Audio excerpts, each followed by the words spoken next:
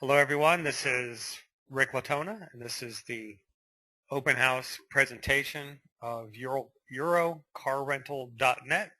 I am joined by the seller, Jeff Fountain. Jeff, thanks for joining us. Thank you, Rick. Before we, oops, sorry, my bad. Let me, all right, I already got technical snafu. Okay, before we get started, just so everybody has a chance to see this, if you have questions, please use the GoToMeeting software, or in this case, GoToWebinar software, and I will see the questions, and I will ask the questions at the appropriate time if I know there's a section in the presentation about the subject matter, or at the end of the presentation. With that, let's get started. So the deal we are looking at is a business that is making about 40 grand a year. The asking price is 119. We'll get more into the numbers later. But probably the best way to get started is for the seller to tell us what the site's about, when he started it, why he started it, and just give us a little bit of history. So Jeff, if you would do that for us, that would be great. Okay, great. Thanks. Yeah, I bought the site back in July of 2010. I didn't really know much about the industry, and still to some degree a little unclear, but at least I know about the website. The site was not bringing in a lot of revenue when I bought it. A few months after I had bought it, put some AdWords up and began to get some traffic, and also organic traffic increased a few months after, and I don't know exactly why. I never knew why it wasn't there, so I never was able to really track where it came from, and I'm not, I guess, that savvy when it comes to that, so that may be an opportunity. But had the site in July of 2012, so I've owned it for a little over 3 years. First year was quite a bit less than this one. The next year, 2012 and 2013, were fairly similar. As you've said, and I guess you can see maybe from the PowerPoint or later on, the site does somewhere in the gross range of 54, I think, over the last 12 months, and I spend somewhere around 14 to 15 to get a decent-sized chunk of that traffic. My day-to-day operations, I don't know how far you want me to go, Rick, what areas to explore here, but I'll just talk a little bit about I'm going to ask you about day-to-day operations. Okay. Later. Okay.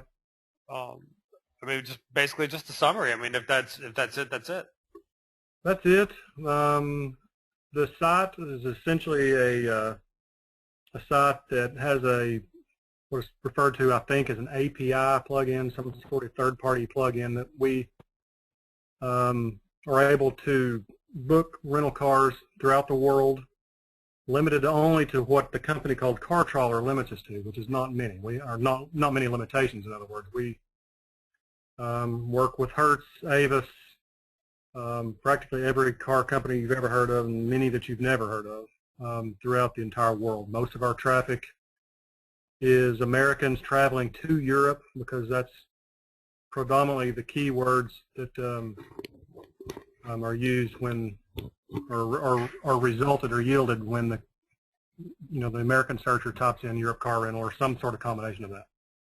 Mm-hmm. Okay. Yeah, and that's the deal. When we get, if the individual rents the car, completes the booking, actually uses the car, then at that point we receive I guess a commission, for lack of a better word, on that. And what's on the screen now looks like it came from an AdWords campaign. So you're buying traffic for it on Google? Yes. Yes. Yeah, we do buy some of the traffic. Probably more than half of it now is actually bought. I'm going to say 60 to 70% of it's now bought. Prior to June 5th, I would say those numbers were almost reversed. We had the biggest part of our traffic was organic. Probably 60% of it was organic, from a variety of different keywords, most of them tied into Europe the word Europe related. For whatever reason, after June 5th, we have not achieved the organic results that we had previously. Again, that may be an opportunity. I don't know. Well, I think most people, organic's great, but the problem is it's undependable. So I think most business people would prefer to see a paid campaign like this because at least you're in somewhat control of your destiny. I mean, the worst thing Right. that could happen is you buy a site and there's no more traffic. So are you managing these campaigns yourself? Yes, I had paid an individual not long after the organic traffic began to decline in June. I paid an individual to come in and kind of set some things up, and I'm not sure I was able to get the results that I felt like I'd paid for, so it's just kind of been on autopilot ever since. Before that, I had set them up.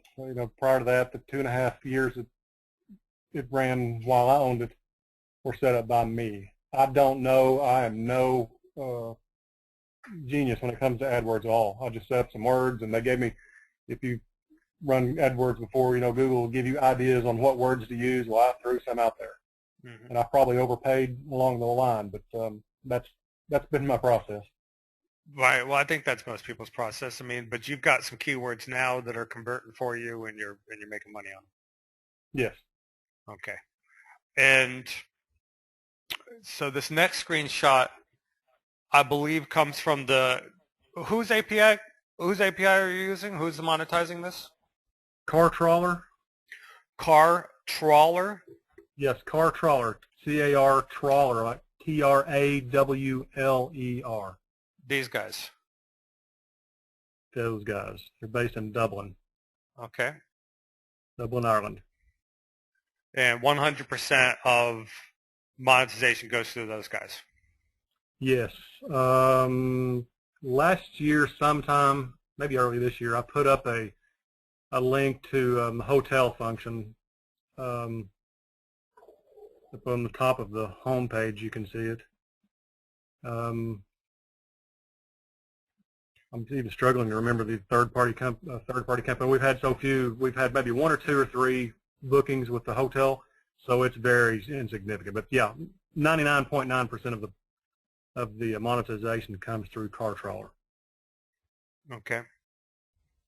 And they can, car trawlers able to book the cars direct, like they're tied in directly to the rental agencies. Yes, they're tied into, say, Hertz and Avis. Hertz and Avis gives them some sort of split, some sort of commission, and then there's a split that I have with car trawler based upon my annual rentals. Got it. All right, so it's all pretty simple. I mean, it's arbitrage, right? You get paid per rental, and you're trying to buy the traffic for less than you're making on them, or more. Right. Yeah. Exactly.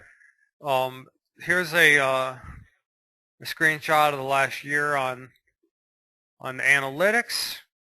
I'm gonna assume that the reason it's gone down is because you've gotten smarter at not buying unprofitable keywords. And maybe you've taken a little bit of hit in organic rankings. Is that a correct assumption? Yeah. Yeah, I think maybe some of both. I think mostly, though, it's the organic hit that you can see right there at June, I think it was June 5th again. I took the hit, and then to see the spike there towards the middle or late part of June, I began to kind of toy with larger bunches of traffic, and I didn't feel like it was converting, so I kind of turned a lot of that off. But I think that's the biggest reason for what you see on the left side versus the right side. I think the biggest reason, well, there's a couple. You can also see it as it trails into October. That's obviously a lesser, it's not as nearly as good of a time frame for rental traffic. Your summer months, April, let's go back to March, probably March through August. That's when normally you would see larger shares of Americans going, and not just Americans going to Europe, but other people too. That makes sense. This revenue graph, though, looks very different. It looks like the revenue is increasing, not declining with the traffic. Revenue is, at least in this case, instead of using more of an accrual-based revenue, I've put in simply actual dollars received. Um, So is so it people make possible that the money that came in August was actually earned in June? exactly, Got it. exactly. Yeah, I mean, your July, August, September will always be probably your biggest um, cash received months because that's when the bulk of the rental cars are actually used, and you don't get paid until they use the car. So that's when you get your check. The month after. And that makes sense. When you book a car, you don't really pay for it either. You're not really until you actually check it Exactly. out with the car. Right. So what happens? What happens if someone buys the site on December 1st, but you still haven't gotten paid for November revenue? Is that going to transfer? Yeah, all the funds that have been accrued to the company will just transfer. Okay. And here's the expenses that look like pretty exact numbers. I got to assume your AdWords bill isn't exactly 2,000 or exactly 1,500. Did you round up, round down? Well, again, those are cash based, except they come. Google collects my money a lot quicker than CarTrawler pays to me. So, Google bills me in $500 increments generally. Okay, so they are exact numbers. That's Yep. basically, okay, that makes Yeah. sense. They bill me whenever I get to a $500 threshold. Google will bill me, or they'll automatically draft out of my account. Do you have any other expenses other than AdWords? Just the normal, the domain, annual domain, and then the hosting, which is very minimal. Right. So, how's your chance? Tell us about the day-to-day operation of running this thing. Okay. There really isn't any. I have an email set up that's connected to my contact page. So if someone has an issue, I don't have a phone number set up, but I do have an email. So if someone has a question about booking a site or about booking a car, then they will shoot me an email. If they have a question or concern about, their car, they returned it and it had a scratch on it or whatever, they will send me an email. All of my correspondence resulting from and having to do with cars already used or car rental related questions are forwarded to CarTrawler, and CarTrawler handles all the correspondence and all the issues related to a rental along with the rental car company. For example, if someone feels like they're overcharged, I'll take the amount, or I'll take the email, I'll forward it to CarTrawler and let CarTrawler know to keep me posted or keep me copied, kind of alleviating any concerns that the customer might have about being just ditched, and not heard. Mm-hmm. So those emails come in once every week or so. I'm just, maybe a couple times a week. The other emails about, I need to book a car in such and such. Can you give me the best price on a 3-day rental in such and such? Can you, give me the possibilities of a potential rental? Those come maybe once a day. And honestly, I don't respond to all of them. I'll respond to probably half. Right now, I've kind of neglected it. Back in the summer months before June came along, I was more ardent in my responses and spent a lot of time helping the customers and so forth. But since then, I've really not. But again, my day-to-day response, just to make a long story short, I don't spend a lot of time on it. Answer an email a day. Let's say that on average, probably. Got it. So if someone was to ask you, is there anything that you've always wanted to do to the site but you didn't have the time, money, or resources to get to, or where do you think the possibilities of the site going are? What would you tell them? My guess is there's some long tail keyword opportunities with AdWords that could be explored. One of the things I haven't mentioned is that I have, and I did this mostly, some of my own and some with the help of a third-party writer. I have somewhere around 600 pages of content, location content. For example, if someone's wanting to go to the airport in Paris, the CD Charles de Gaulle Paris airport. Mm-hmm. I've got a page for that linked from France. I'm sorry, you go to the top of the page and it shows locations. You hit locations, you go to Europe, then you choose France, and then you go to Paris, and then you see the Charles de Gaulle Airport. I've got a whole page with maybe some of them have close to 1,000 words on there, complete with screenshots and maps and how to get gas and how to, where to buy your fuel, where to park your car, how to bring your car back, where's a local restaurant or hotel close. I've got a lot of that. So there's a lot of content that that nobody knows about, except that you dig down in, So I feel like the content's not being leveraged, and and I think that with the long tail keywords for each of those individual locations, I think it's a pretty neat site. I think it's got something to offer other than just a skeleton type website that just happens to have AdWords. There's a lot of content on there, and for whatever reason, Google, they haven't recognized that, and I don't know that I'm alone there. They tell you to build content, and then once you get 600 pages of content, they knock my rankings down a little bit. But that's the place I think I would explore. AdWords, one, and then the content, secondly. Got it. So why are you selling the site?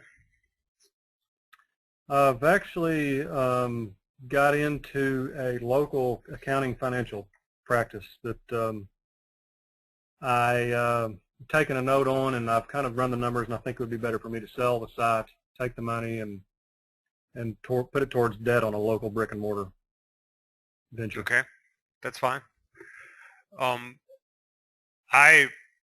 Most of the questions I was asking you while we were talking were questions other people were sending me, so I was able to squeeze them into normal conversation. We don't have any questions waiting for us at the end, so we can kind of wrap up.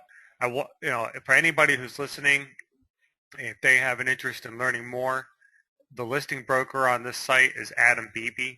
His email address is adam@latonas.com. And of course, my door is always open. My email address is rick@latonas.com, and I'd love to hear from anybody. But Jeff, that's it. You did a great job. Thank you so much for joining us and doing this with us.